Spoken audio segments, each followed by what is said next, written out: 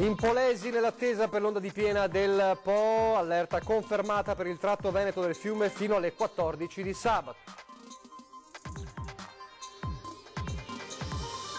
Via libera ai fondi per ultimare i lavori del Mose entro il 31 dicembre 2021, l'impegno assunto dal governo nel comitatone che si è tenuto ieri insieme anche al governatore Zaia e al sindaco Brugnaro. Tecnici di nuovo lavoro stamane per la voragine che si è aperta inghiottendo una strada a Cavallino Treporti, una tragedia sfiorata, le parole del residente che ha fermato in tempo le auto. La grande richiesta dopo il successo di ascolti di sabato scorso, vi riproporremo il documentario sui giorni drammatici dell'acqua alta record a Venezia e del litorale devastato, appuntamento sabato alle 21:15. La squadra mobile di Padova arresta un 59enne imprenditore di Fossò nel Veneziano, nella cui abitazione è stato trovato 1,5 litri di GBL chiamato droga dello stupro. Condanna shock nel Trevigiano per una madre accusata di aver realizzato e diffuso foto pedopornografiche della figlia tredicenne. Aprirà il prossimo 8 dicembre la tradizionale mostra dei presepi presso i padri carmelitani di Treviso. Telespettatori di Antena 3, buongiorno e ben trovati la prima edizione dei nostri telegiornali. Allora subito in collegamento con i nostri inviati Valentina Visentina e Cristian Rocche Allende che si trovano a Polesella per farci il punto della situazione. Ecco, vedo Valentina sull'attesa per l'arrivo dell'onda di piena del Po. Valentina, a te. Sì, buongiorno Nicola, siamo qui a Polesella, siamo nell'area golenale, la vedete alle mie spalle il divieto di transito, l'acqua laggiù del Po, siamo sotto il ponte sul Po e quella pizzeria che vedete alle mie spalle è appena stata sgomberata come tutta l'area golenale qui di Polesella, dove le attività commerciali sono state appunto evacuate. Da oggi c'è l'ordinanza emessa dalla prefettura di Rovigo di sgombero di quest'area, mentre da una settimana c'era già il divieto di interdizione. Attualmente i livelli del fiume sono a 7,75, quindi appena di pochissimo sotto l'allerta rossa che è di 7,80 metri. Per la tarda serata di oggi invece è prevista l'ondata di piena che dovrebbe raggiungere gli 8,30 metri, massimo 8,40 metri, quindi sono livelli di massima attenzione ma comunque che non fanno preoccupare e che non ricordano quelli ben più alti, ovvero i 10 metri che si sono raggiunti nell'anno del 2000, dove siamo noi. Nel 2000 era completamente sott'acqua. Per fare il punto della situazione con la protezione civile che attualmente è all'opera con ben 44 squadre sul territorio, chiamo con me Monica Gambardella, responsabile della protezione civile di Rovigo. Facciamo il punto dell'ANSA del Po, come sta andando la situazione, cosa vi aspettate e il fiume sorvegliato speciale com'è adesso. Buongiorno intanto a tutti. Sì, il Po sorvegliato speciale da monte a valle. Siamo ai livelli della piena del 2014, lo stiamo seguendo già dal 22 di novembre e continueremo tutta la settimana. La piena transiterà di qua stanotte e poi prosegue verso il mare. Al momento la situazione è positiva perché il mare riceve, l'acqua corre, come diciamo noi, l'acqua sta correndo. La vedete sì. Alle nostre spalle l'acqua corre, non è ferma, quindi questo è un buon segnale. Ottimo segnale. Le cose potrebbero cambiare quindi, dal punto di vista meteorologico, quindi ci adegueremo di conseguenza. Comunque, come giustamente ha detto, da Melara al mare ci sono al momento 44 squadre attivate che si alternano notte e giorno per fare il monitoraggio in supporto ad AIPO che gestisce la parte tecnica e anche in sale operative provinciali e distrettuali, perché noi abbiamo anche quelle e quindi le stiamo aprendo e facendo lavorare. Operative diceva 24 ore su 24 per tutto questo, per questo periodo di allerta. Diamo anche delle indicazioni ai residenti che vivono qui. Siamo a Polesella perché Polesella insieme ad Occhiobello sono le aree golenali dove ci sono delle attività commerciali, infatti ad Occhiobello è stato chiuso anche l'attracco, mentre nel delta del Po il problema è diverso ed è quello dei fontanazzi, vero? Ma i fontanazzi ci sono un po' lungo tutta l'asta del Po, anche Castelnuovo Bariano per esempio. Sono fontanazzi storici che AIPO conosce e ci sta chiedendo di sorvegliarli in maniera particolare. E la situazione delle attività commerciali è giustamente precauzionale, di sgombero, ma anche perché dobbiamo far sì che la golena svolga il suo lavoro, che è quello di contenere l'onda di piena, quindi va allagata e va utilizzata al meglio. Sono state fatte anche delle ordinanze da parte dei sindaci di tenere libero la sede stradale dell'Argine, perché deve essere utilizzato prevalentemente per i mezzi di soccorso, quindi i cittadini sono invitati a non sostare, a transitare il minimo indispensabile, quindi per raggiungere le residenze e basta, per i motivi che appunto ho detto. Oggi pomeriggio ci sarà una riunione in prefettura del centro coordinamento soccorsi proprio per fare il punto della situazione ed eventualmente adottare altre misure utili per la sicurezza e l'incolumità delle persone. Attualmente però non c'è preoccupazione, quindi non si temono i livelli altissimi perché il mare sta ricevendo e comunque i livelli dovrebbero essere confermati attorno agli 8,30 metri per questa sera. Sì, è simile alla situazione che si è verificata nel 2014.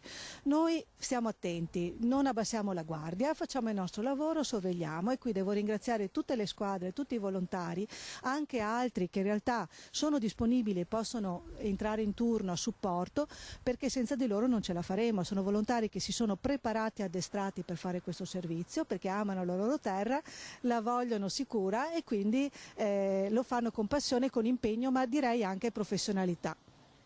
Ecco, siamo qui nell'area golenale di Polesella, molti residenti che vengono ad osservare il fiume, però lo ricordiamo l'invito che ha appena fatto anche Monica Gambardella, responsabile della protezione civile: evitate di passare, di transitare lungo le strade golenali perché insomma servono in caso di soccorso. Intanto vedete il fiume è lì alle mie spalle, continua a crescere piano piano, la pioggia al momento si è fermata, ma le previsioni meteo non sono ottimali nelle prossime ore, dovrebbero esserci previste ancora piogge. Al momento da Polesella è tutto, se non avete altre domande dallo studio restituisco la linea. Grazie, tutto esauriente, grazie a Valentina Visentin, grazie a Cristian Roccallende e alla tua ospite. Intanto il Mose ha un'ulteriore data certa, almeno secondo l'impegno del governo, lavori finiti entro il 31 dicembre 2021 e lo stanziamento promesso ieri al Comitatone a Roma. Io sono soddisfatto sotto il profilo dell'informazione perché finalmente, se incrocio un Veneto, dico che a Roma ci hanno detto che i 5 miliardi 493 milioni sono confermati con l'ultimo stanziamento di 320 milioni e che il Mose, secondo quello che ci dicono a Palazzo Chigi, siamo qui fuori, dovrebbe essere completato entro il 31 dicembre 2021. Lasciate in calce che ci hanno detto che dovrebbe essere completato, non vorrei poi che qualche solito Lazzarone dicesse Zaia aveva detto che era pronto per il 2020. Ci sono le risorse e anche una data di consegna dell'opera, impegni precisi che il governo si è assunto di fronte a Regione e Comuni nel corso del Comitatone su Venezia che si è riunito a Roma dopo 2 anni di silenzio. Non solo Mose, l'esecutivo ha messo sul tavolo ulteriori 60 milioni di euro per la sicurezza idraulica, confermati anche i 72 milioni di euro per la bonifica di Porto Marghera già promessi dal governo Renzi, cui se ne aggiungono altri 47, in totale 119. Dal Mose al rifinanziamento della legge speciale, Regione ed enti locali hanno chiesto anche un maggiore coinvolgimento dei territori. Ho chiesto una cabina di regia che sia di coordinamento, di informazione, informativa per i cittadini, proprio per sapere da tutti gli enti coinvolti, sono veramente tanti a Venezia, che raccontino e spieghino quello che è la situazione di oggi, al sindaco e ad altre autorità, in maniera tale che possiamo fare poi un'operazione di trasparenza per le famiglie e anche per tutto il mondo, per tutti i mass media. E il sindaco di Venezia Brugnaro con il governatore Zaia ha anche formulato una richiesta precisa, ovvero 3 miliardi in 10 anni per la messa in sicurezza di lagune e litorale, un conto molto salato su cui il governo al momento non si è sbilanciato. Intanto una nuova convocazione del Comitatone è prevista entro Natale. Per il sindaco Brugnaro la strada intrapresa è quella giusta. Quando noi lavoriamo insieme siamo imbattibili e Venezia potrebbe essere la dimostrazione. Il Codacons ha presentato oggi una denuncia penale alla Procura della Repubblica di Venezia contro la Regione Veneto, chiamando in causa il Piano Nazionale 2019 per la mitigazione del rischio idrogeologico. Piano in questione, dice il Codacons, è stato adottato con decreto del Presidente del Consiglio dei Ministri del 20 febbraio 2019, approvato sia dal CIPE sia dalla Corte dei Conti, e individua un elenco di progetti e interventi infrastrutturali immediatamente eseguibili in tutta Italia e che per quanto riguarda il Veneto mette da subito a disposizione della Regione 29,6 milioni di euro per finanziare 34 interventi urgenti volti a contrastare frane e alluvioni. Dice il Codacons, vogliamo sapere se la Regione ha speso tali soldi messi a disposizione dallo Stato e come sono stati utilizzati i fondi. Per tale motivo il Codacons ha presentato appunto un esposto chiedendo di aprire un'indagine sull'amministrazione regionale per verificare l'utilizzo di questi fondi messi a disposizione e, in caso di mancata attuazione degli interventi programmati dal piano, procedere nei confronti dei vertici regionali per le possibili fattispecie di concorso in disastro ambientale e omissione di atti d'ufficio. Una dura presa di posizione dunque del Codacons regionale contro la regione. Vedremo appunto quali saranno le ripercussioni, le repliche di questo esposto in procura da parte del Codacons. Intanto a Cavallino Treporti, ieri l'abbiamo documentato in diretta, i tecnici di nuovo al lavoro questa mattina per la voragine, l'incredibile episodio della voragine apertasi lungo la strada. Ci aggiorna su quanto sta accadendo Ilaria Marchiori al telefono. Ilaria. Buongiorno da Cavallino Treporti. Dopo quanto accaduto ieri in via Pordelio, zona Ca Ballarin, questa mattina i vigili del fuoco e i tecnici competenti sono tornati a lavorare proprio per la sistemazione della profonda voragine che si è venuta a creare sul tratto di strada corrispondente a una lunghezza di 10 metri. Per quanto riguarda invece la profondità della voragine si parla di circa 3 metri. La polizia lagunare inviata dal magistrato si sta occupando dei rilievi e di tutti gli accertamenti, perché secondo una prima ipotesi sembra si sia trattato di un problema di erosione. In quel punto infatti c'è un canale che confluisce nella laguna e il maltempo dei giorni scorsi e le alte maree potrebbero proprio aver contribuito al cedimento del suolo. Tra l'altro non è la prima volta che questa strada lungo via Pordelio ha dei problemi, però ci hanno detto l'assessore alla viabilità e il vice sindaco che non era mai accaduta una cosa simile, si era sempre riusciti ad arginare il problema, e questo accade proprio, è accaduto proprio il giorno successivo all'approvazione del progetto sulla pista ciclabile che dovrebbe iniziare a breve nella costruzione, quindi i lavori proprio dovrebbero iniziare tra pochi giorni a partire, e quindi anche in questo caso ci saranno degli ulteriori approfondimenti sul territorio per cercare di capire come e dove intervenire. Intanto a Venezia torna a salire l'acqua alta perché il centro maree del comune ha previsto un picco massimo di 125 centimetri e dovrebbe replicarsi anche domani mattina in tarda mattinata, quindi più o meno tra le 12:30 e le 13 lo stesso picco. Da Cavallino è tutto, restituisco la linea allo studio. Grazie Ilaria Marchiori, una tragedia sfiorata quella di ieri a Cavallino, grazie anche all'intuizione di un residente che si è accorto della situazione anomala lungo la strada ed ha fermato le auto in tempo prima che accadesse l'irreparabile. Sentiamo allora, risentiamo le sue parole di ieri pomeriggio. Come si è accorto? Dalla schiuma, c'era della schiuma marrone sul canale e la schiuma marrone mi ha messo un po' in allerta. Stavo andando a casa in bicicletta. Sono tornando indietro ho visto sotto il ponte che c'era il fontanazzo che buttava sull'acqua e a quel punto lì ho chiamato tutti, soprattutto sta schiuma marrone mi ha lasciato molto in dubbio, ho capito che era qualcosa che non andava e allora poi ho chiamato. La strada era ancora su, sì, ho fermato io 2 macchine sulla strada perché ho immaginato che la cosa non andasse a buon fine. Ho fatto in tempo a fermare 2 macchine e poi ha incominciato a cedere prima vicino qua, si è formata la voragine vicino al guarrai e poi 30 secondi è andato giù l'altro pezzo e poi è andata giù anche l'altro, poi in quel momento si è aperta tutta. Si sente un po' un eroe? No, per niente, no, no, eroe per niente, no. Ho fatto la mia parte, dai, ma l'avrebbero fatta chiunque.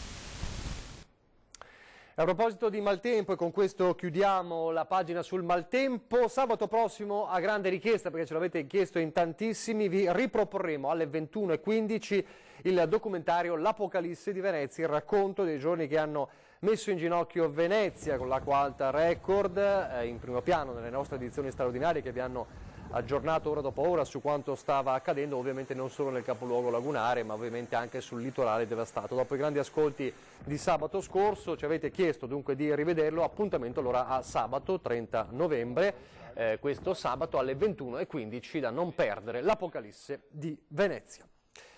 Adesso la cronaca da Padova con la squadra mobile che ha arrestato un 59enne imprenditore di Fossò nella provincia di Venezia.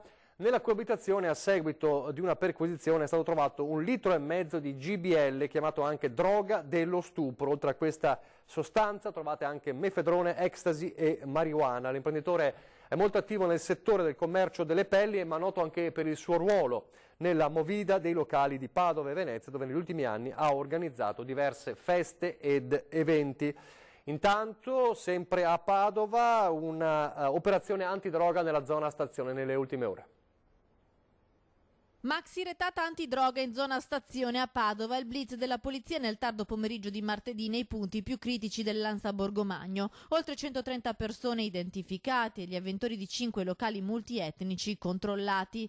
Ai controlli hanno preso parte anche le pattuglie del reparto prevenzione crimine del Veneto. Passate al setaccio le vie dove si concentrano maggiormente le attività degli spacciatori: via Valeri, via Cairoli, via Bixio e via Tommaseo. Dall'inizio dell'anno ad oggi la questura ha identificato e segnalato all'autorità giudiziaria 205 spacciatori e sequestrato oltre 75 kg di sostanza stupefacente. E adesso una condanna shock nel Trevigiano per una madre accusata di aver realizzato e diffuso foto pedopornografiche della figlia tredicenne. Sembra un film dell'orrore, ma sono sequenze di vita reale quelle ripercorse in tribunale a Treviso, dove alla fine di un procedimento complesso una donna, una madre, è stata condannata a 6 anni di reclusione per aver realizzato e diffuso materiale pedopornografico con protagonista la figlia, all'epoca dei fatti appena tredicenne, era il 2013. La sentenza ha mitigato la richiesta del PM a 10 anni di reclusione, respingendo ogni perizia psichiatrica. La donna, una 58enne straniera ma residente da tempo in zona Conegliano, era capace di intendere e di volere quando coinvolgeva l'adolescente in scatti inequivocabili e destinati a un uomo di Napoli con cui da tempo aveva una relazione a sfondo erotico, nata e cresciuta rigorosamente in chat. Richieste sempre più spinte e scabrose quelle del napoletano, un crescendo di perversione cui la donna non si è sottratta, inviando anche foto della figlia completamente nuda. La 58enne si è difesa dicendo di essere stata succube dell'uomo, una difesa che non ha convinto i giudici. Oltre ai 6 anni di reclusione le è stata inflitta una multa di 25.000 euro e l'interdizione dai pubblici uffici. La ragazza oggi è maggiorenne e libera di scegliere per sé. Adesso una breve pausa pubblicitaria.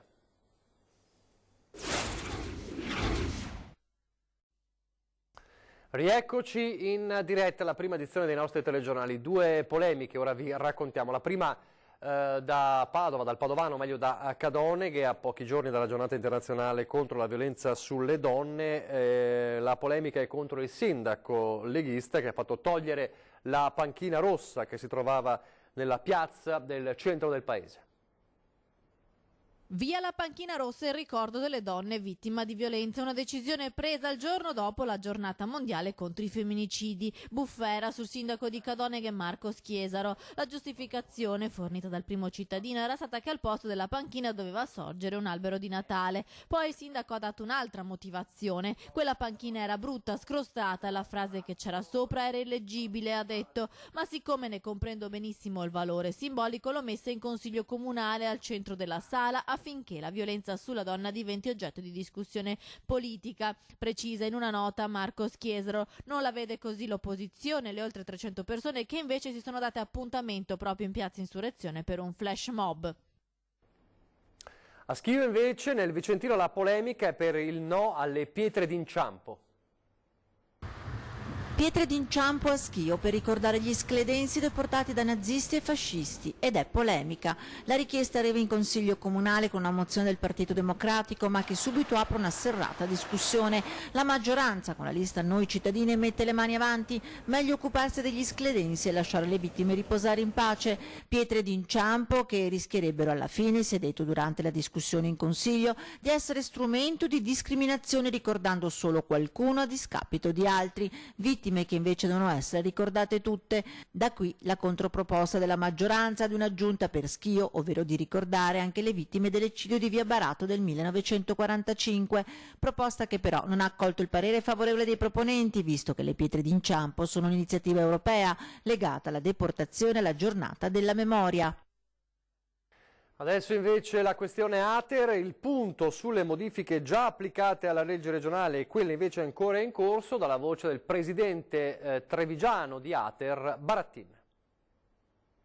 Da oltre 1500 a neppure un centinaio sono gli inquilini trevigiani che con i correttivi apposti dalla Regione alla legge sugli alloggi ATER potrebbero da qui a 2 anni dover lasciare il loro appartamento perché in possesso di un ISEE superiore alla nuova soglia, quella dei 35.000 euro. Mentre dunque si attende anche il ricalcolo dei canoni che dal 2020 dovrebbero essere calmierati rispetto a quanto pagato in questi mesi del 2019 dagli assegnatari, sul fronte della permanenza la Regione ha compiuto una svolta netta. ATER Treviso gestisce circa 4.200 inquilini. Nella prima, senza correttivo, diciamo un 30-40% avevano un ISEE superiore ai 20. Con questo correttivo e anche con la salvaguardia degli anziani, degli over 65 e di chi ha dei disabili in casa, credo che si sta parlando di un centinaio di famiglie che potrebbero superare l'ISEE, ma che poi magari bisogna vedere fra 2 anni come il valore dell'ISEE. Nella Marca quasi nessuno dunque dovrà lasciare l'alloggio che occupa. Ma non è che potrebbe non uscire nessuno, sicuramente la maggior parte dei casi che poi avevano contestato la questione permanenza sono di fatto salvati. Poi fra 2 anni vedremo l'effettiva percentuale di chi ha diritto ancora a rimanere e di chi invece deve trovarsi un'altra soluzione. Considerazioni che il presidente ATER Barattin fa a margine della piccola cerimonia per la consegna a Mignagola di 6 alloggi popolari appena riqualificati dal punto di vista energetico. Dà la possibilità a delle famiglie di avere un appartamento nuovo, sistemato, dove poter appunto vivere tranquillamente con la loro quotidianità. E altri 16, in quel caso nuovi, saranno consegnati giovedì in via Montini a Padernello di Paese. Restiamo nella Marca, restiamo a Treviso. L'8 dicembre apre la tradizionale mostra dei presepi dei padri carmelitani, l'abbiamo visitata in anteprima.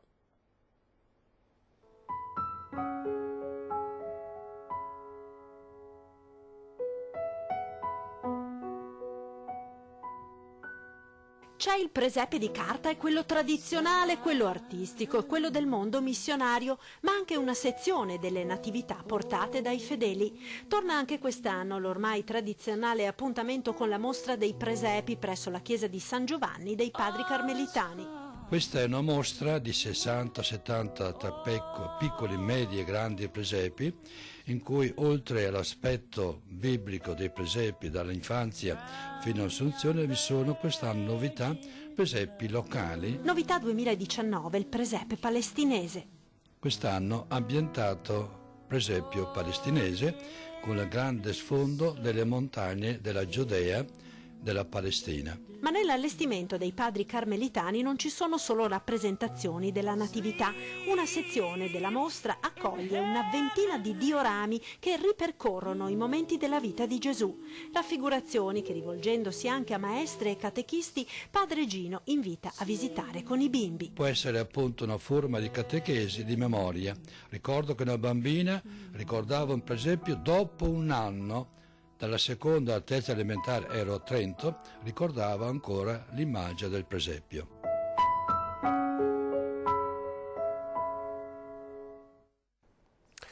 Siamo in chiusura, vi ricordo l'appuntamento fra pochissimo con ore 13, oggi è mercoledì, quindi torna l'appuntamento con la CGIL, in studio con Ferdinando Varino ci saranno Mauro Visentini, segretario generale della CGIL di Treviso, e Ugo Costantini del sindacato pensionati di Oderzo. Vi lascio adesso le previsioni del tempo, grazie per averci seguito, arrivederci.